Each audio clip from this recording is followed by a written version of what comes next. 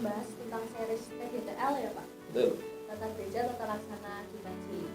Nah, kali ini saya ditemani oleh Pak Argo dan juga ada Cindy yang akan berbincang-bincang bersama.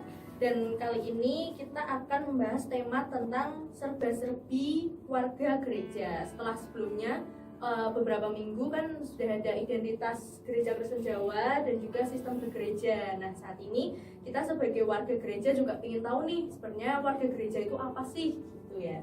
Siapa? Ya, siapa warga gereja itu. Nah, di sini kita sudah ada beberapa list pertanyaan yang akan membantu kita untuk ngelit pembicaraan kali ini gitu. Nah, untuk membuka pembicaraan ini, pertanyaan pertama nih Pak. Oke. Kapan seseorang itu disebut sebagai warga gereja dan siapa sih warga gereja itu sebenarnya? Ya, itu pertanyaan mendasar ya, tapi menurut saya penting. Siapa yang atau kapan seorang itu disebut warga gereja?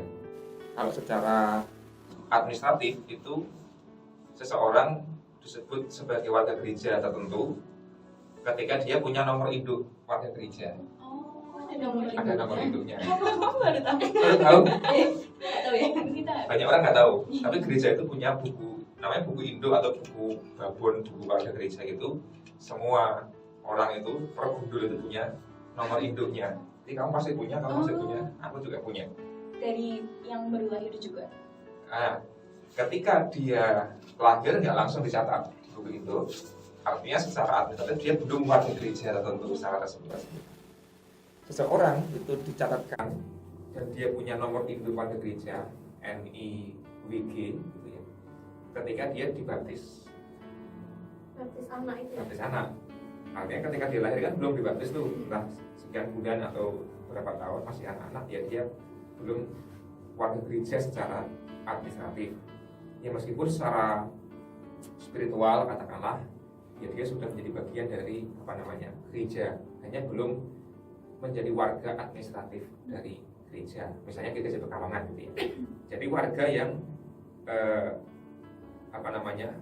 tercatat memiliki nomor induk warga gereja, kemudian yang dapat punya nomor induk itu pertama tadi sudah dibaptis, dia digaji, atau orang dari gereja lain yang pindah ke gereja tertentu. Misalnya saya dulu kan digaji Sedayu Jogja, saya punya nomor induk di sana.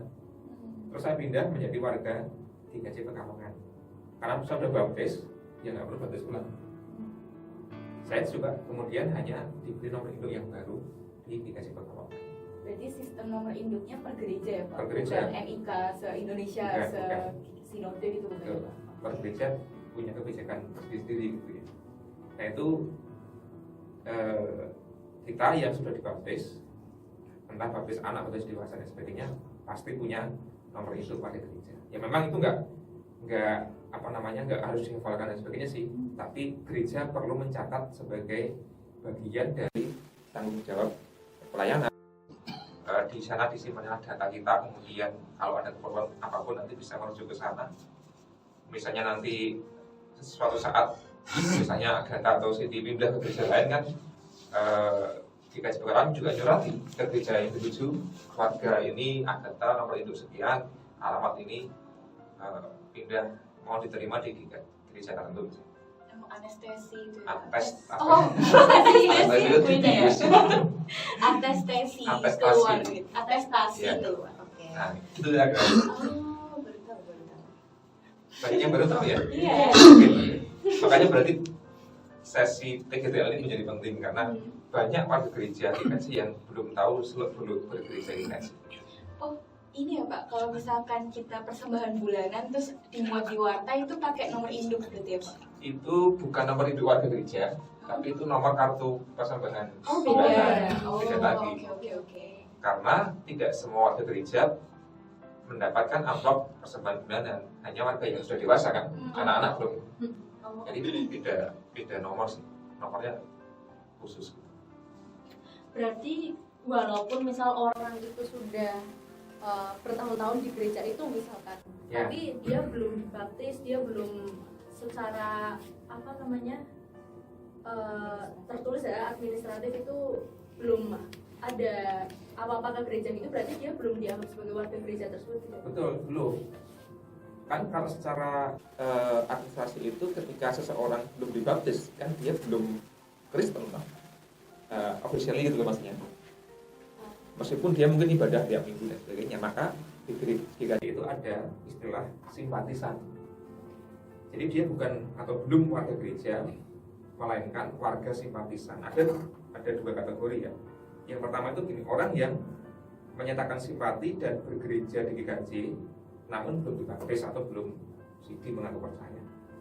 Jadi misalnya ada orang yang dia itu agamanya bukan Kristen, terus dia tertarik simpatik kepada ajaran Kristen, ke gereja ibadah, mungkin ikut persekutuan dan sebagainya, tapi dia belum dibaptis.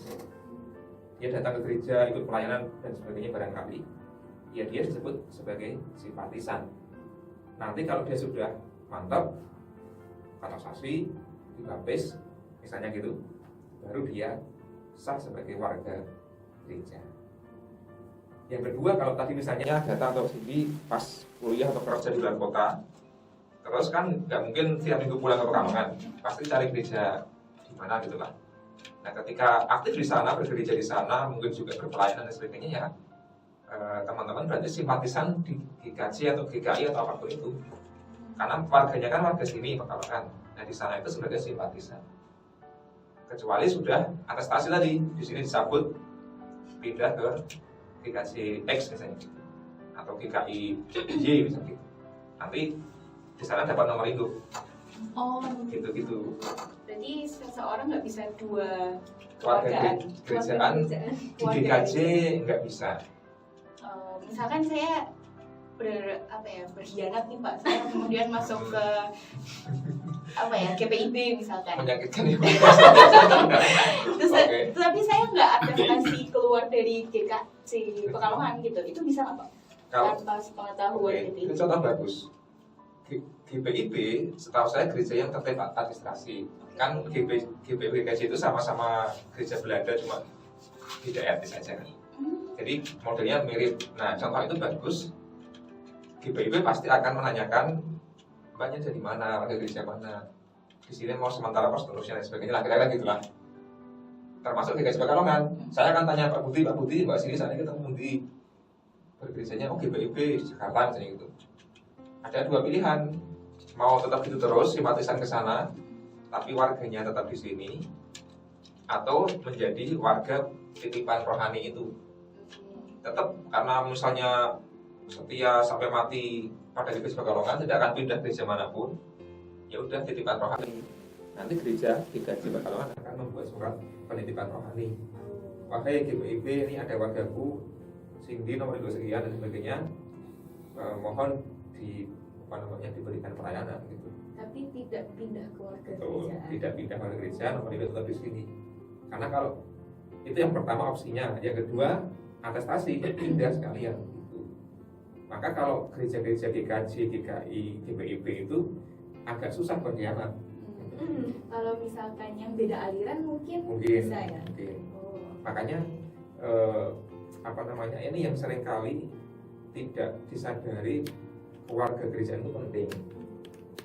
Asumsinya adalah ya udahlah, aku kan yang penting iman pada Tuhan, aku mau ibadah di gereja apapun itu kan bebas, sama aja gitu ya. Ngapain sih harus ribet-ribet ngurusi surat menyurat dan sebagainya. Yang penting kan imanku bertumbuh dan sebagainya. Nah, itu nanti terkait dengan topik yang kedua teman-teman, yaitu hak dan kewajiban warga gereja. Menjadi warga gereja punya nomor induk itu bukan hanya soal ibadah tok. Pada itu ada banyak hal. Nanti tapi di segmen kedua kita bahas ya. Itu. Nah, ngomong soal warga gereja sendiri nih Pak, kan mungkin ada beberapa kategori ya. Ada anak, ada dewasa, dan tadi disebutkan tadi. Nah, bedanya warga anak dengan warga dewasa itu apa sih Pak? Apakah hanya dari umurnya atau bagaimana? Betul. Warga anak, warga dewasa itu dua kategori yang dipakai di tata gereja ya. Warga gereja anak, warga gereja dewasa. Tentu mengacu pada usia. Warga anak itu atau warga gereja anak itu ya ketika dia sudah baptis anak, entah umurnya berapa, monggo silahkan, sampai dia mengaku percaya atau sidi kalau dalam GKJ gitu ya.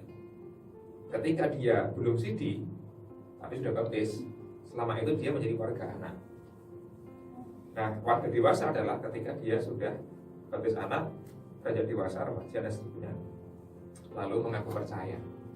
Tandanya itu kan aku mengaku percaya, imanku ini adalah ikrar pribadiku mengikuti Kristus, bukan hanya karena orang tua Kristen lalu aku dididik secara Kristen hanya ikut-ikutan gitu, tapi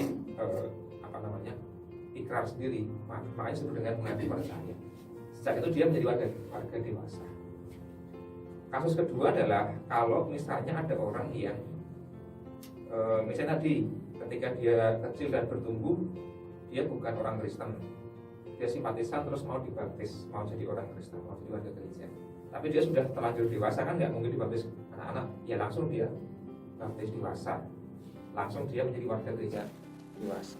Nah, itu yang membedakan warga anak sama warga dewasa.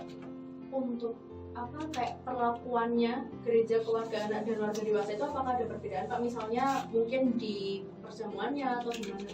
Kalau secara detail nanti akan kita bahas di segmen kedua, itu hak-haknya. Tapi yang membedakan itu sebenarnya hanya satu hal.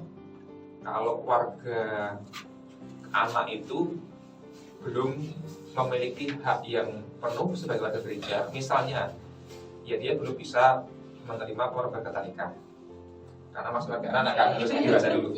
Dia belum bisa dipilih, belum bisa memilih dan dipilih menjadi anggota majelis gitu. Karena untuk menjadi anggota majelis dia harus warga dewasa, entah belum nikah yang soal lain ya, tapi yang penting dewasa dan seterusnya. Makanya di luar itu haknya sebenarnya sama, termasuk perjamuan kan tadi contoh yang bagus. Makanya selama ini di banyak gereja kemudian anak-anak diikut sertakan, karena sejak dia warga anak pun sebenarnya sudah punya hak pemeliharaan iman, termasuk sakramen perjamuan. Karena gitu. Nah, untuk status warga gereja ini sendiri apakah bisa hilang seperti itu, atau mungkin bisa kan daluarsa dan lain-lain? Bisa. Kalau berkhianat gitu. Nah, kalau pindah gereja berarti dia keluarga gerejaannya di sini hilang, tapi dia beralih ke gereja lain, ada kasus begitu. Yang kedua, kalau dia menyatakan misalnya menjadi pemeluk agama lain, meninggalkan iman Kristen, berarti kan dia sudah bukan lagi warga gereja, maka dia bukan warga gereja. Meskipun rekamannya administrasi nomor induknya ya masih, tapi biasanya kalau gereja ada warga yang beda agama gitu, nomor induknya tetap disimpan gitu ya. Kalau ada warga baru masuk nggak langsung mengganti ini, tapi ini tetap dilestarikan. Nanti kalau ada yang masuk ya biar nomor induk yang baru. Ya siapa tahu nanti yang ini kembali lagi kan gitu. Kan ada yang begitu. Jadi saya sedang mendampingi dua orang yang sudah pernah pindah agama gitu ya, keluar dari gereja, kemudian ini pengen kembali, hanya mereka masih butuh waktu untuk berproses. Nah itu jadi begitu dinamikanya macam-macam. Berarti itu kalau pindah agama berarti nggak dihapus Pak? Nggak. Berarti kalau dia kembali lagi secara administratif pakai itu lagi? Ya bisa begitu. Tergantung gereja sih, mau pakai itu ya boleh. Kan kalau pakai itu sudah ada rekamannya, nggak usah bikin ini baru gitu loh. Mau anu baru juga boleh sih, nggak apa-apa. Yang penting ketika dia kembali diterima lagi, dia menjadi warga gereja lagi, hak-haknya semuanya diberikan. Ya jangan lupa tanggung jawabnya ya. Karena begitu teman-teman. Pak, berarti kalau misalkan warga tersebut sudah tidak bergereja selama misalkan 2-3 tahun gitu, berarti tetap tidak hilang ya Pak? Nggak hilang, ya paling dikembalikan kan. Kenapa kok langgar gereja, apa sakit atau kenapa dan sebagainya, atau mungkin dia sudah bekerja di tempat lain, nggak laporan kan, kadang-kadang gitu ya. Makanya kalau ada orang yang sudah bertahun-tahun nggak bergereja, nggak ibadah, nggak PA dan sebagainya itu ya biasanya gereja kan menanyakan nanti gitu ya, apa sih, nanti masih mau di GKJ atau mau pindah saja daripada nanti, kan hak-haknya nggak terpenuhi. Gereja nggak bisa melayani dengan maksimal kalau dia juga jauh dan sebagainya, misalnya pindah kota dan seterusnya itu. Atau bagaimana gitu. Kalau masih mau ya ayo kita berpelayanan bareng-bareng. Tapi kalau mau pindah gereja lagi ya silahkan. Jadi GKJ tidak yang harus GKJ, kalau pindah aja, fair aja, kita buatkan surat gitu. Nggak usah sembunyi-sembunyi, nggak usah malu-malu sebenarnya. Malah beberapa tahun ini kan misalnya anak-anak muda yang kuliah atau sudah kerja, sudah menetap itu, gereja malah memberikan saran, sudah pindah saja di sana, gereja sana, supaya terpelihara imannya dengan maksimal, supaya hak-haknya warga gereja terpenuhi dan seterusnya, supaya tenang juga kan. Ada yang mau, ada yang nggak mau sih, ada yang masih enggak, saya masih mau pindah pertolongan. Ya mungkin suatu saat dia kembali ke pertolongan, nggak tahu. Tapi itu unik-unik teman. Jadi terkadang juga karakternya si warga gereja itu, ada yang nggak mau tahu tadi itu, ada yang terdemonstrasi, dia sadar sendiri, nggak usah disuruh berlapor, Pak saya sudah kerja di sini dan akan menetap di kota A gitu ya, mohon minta surat atestasi keluar dari pertolongan. Itu ada belangkonya kan sebenarnya. Itu dia. Tapi kira-kira ada nggak sih Pak orang yang dia memutuskan untuk tidak mempunyai keluarga gerejaan, atau dia mungkin independen gitu? Indie ya, anak indie, Kristen indie. Menarik juga ya. Dia dibaptis. Iya, Kalau dia mungkin kan artinya gini mungkin ya. Karena kalau di GKJ itu dibaptis langsung dapat nomor induk, maksudnya itu.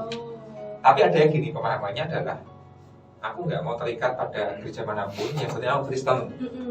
Aku yang penting Kristen, menyembah Tuhan, beribadah dan sebagainya, dan aku nggak mau terikat pada gereja tertentu. Mungkin ada yang begitu, mentalitas yang Perkelana gitu. nah, dan itu masuk akal, saya bisa memahami. Secara teologis sih boleh-boleh saja, karena itu kan pengalaman spiritual atau iman masing-masing orang ya. Tapi secara eklesiologis itu tentang gereja, itu enggak sehat menurut saya. Karena orang Kristen itu bukanlah orang yang bisa imannya bertumbuh sendirian sih, menurutku begitu.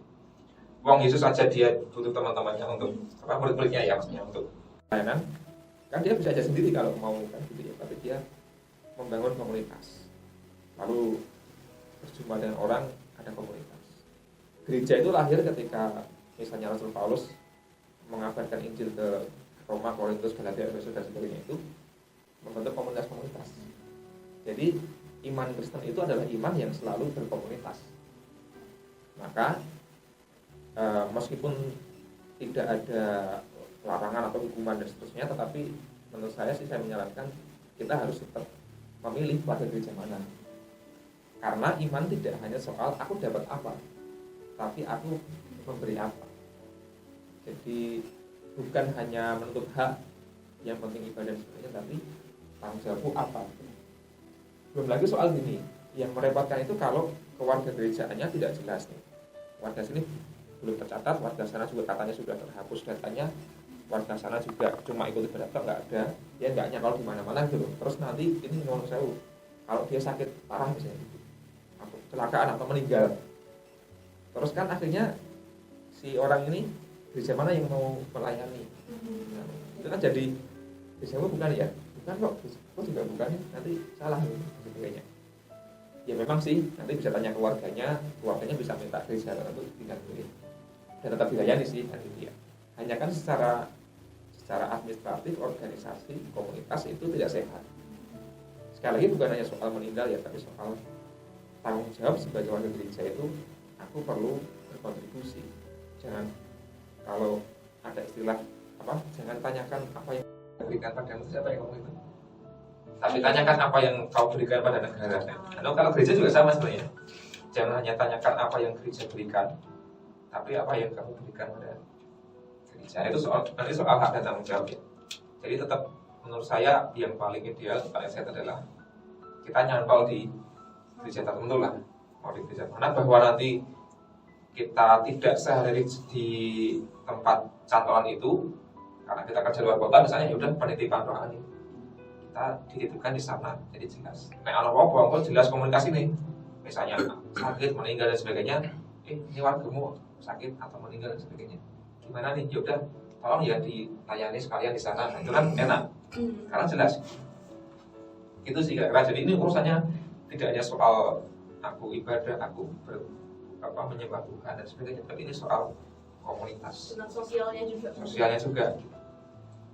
Mungkin dari sini kalau di luar negeri berarti sistem keluarga gerejanya juga ya seperti ini ya Pak? Tentu tiap gereja beda dan saya nggak tahu persis ya bagaimana modelnya, tetapi rata-rata memang kalau gereja punya sistem keluarga gerejaan, punya buku induk lah, buku induk keluarga gereja itu. Memang di luar negeri lebih longgar tanda kutip, lebih terbuka, lebih banyak yang indie tadi menurut saya. Mereka hanya ibadah kalau mungkin Natalan atau Paskahan atau kalau menikah, dan nanti kalau sudah meninggal. Jadi ada banyak yang begitu. Maka gereja isinya orang-orang sepuh dan sebagainya itu yang masih loyal. Tapi konteks gereja ini saya ngomong soal Eropa dan Amerika itu tidak seketat mungkin di Indonesia. Tapi ya mereka punya kultur sendiri sih, jadi tidak bisa disamakan. Sama ini Pak, saya mau nanya, kan ada buku induk itu kan. Nah, itu tuh ada rekaman record gitu nggak sih Pak? Catatan terkait warga gereja tersebut atau hanya cuma nomor induknya saja? Gitu? Ada datanya. Oh. Nama orang tua siapa, baptisnya di mana, tanggal berapa, oleh siapa pendetanya yang baptis, CD-nya kapan, di mana, siapa yang melayangkan CD, terus itu kira-kira tempat tanggal lahir dan semuanya, alamat itu biasanya. Jadi kalau nanti menikahnya di mana, kapan, dilayani oleh siapa, itu jadi lengkap. Berarti bukan buku fisik tapi buku fisik sih. Oh, ada buku ya, juga. Ada yang sekarang sudah digital. Oh, iya. Tapi kalau GKJ itu biasanya meskipun ada digitalnya tetap harus ada buku babonnya itu. Karena itu buku babon lah istilahnya, buku induk itu kan yang merekam banyak hal itu. Terus nanti kalau dia pindah ya ditulis di situ, pindah ke GKJ X, tanggal sekian dan sebagainya. Kalau pindah nomor induknya hilang. Biasanya bisa hilang, bisa tidak, tergantung gereja. Kan misalnya gini, kamu kalau Eden lah bisa ada kodenya kan, misalnya Eden 01 misalnya, ini contoh aja 01 23 dan sebagainya. Nanti kalau mau Nazaret ya udah 02, tetap nggak usah menghapus yang lama, masih bisa ngurus gitu kan. Nah itu tergantung penomoran soal teknisnya. Itu lumayan kompleks. Kompleks. Dan di Pekalongan sedang mengupayakan digitalisasi dokumen itu sehingga bisa diakses dengan lebih mudah. Tentu tapi itulah bukan aja, tapi itu tidak boleh sembarang orang ini kan mengakses. Jadi kayak kakak gitu, tapi itu rekaman. Saya membayangkan kalau juga nanti ada rekaman pastoralnya gitu. Saya membayangkan ada rekaman medis. perilakunya kayak perilaku baik, Rekaman perilaku kriminal. Karena nggak ya data pribadi ya. Berdosa begini. Enggak lah. Itu ranah pastoral dan itu rahasia jabatan. Nanti kapan-kapan kita bahas soal rahasia jabatan. Seru tuh. Oke, mungkin dari sini ada lagi dari Pak Arga Dan mungkin itu dulu pemirsa dari channel YouTube GKJ Pekalongan untuk Pelangi Wacana kali ini. Mungkin di next episode kita akan menggali lebih dalam lagi tentang hak dan kewajiban warga gereja. Oke, kami pamit dulu. Sampai jumpa di episode selanjutnya.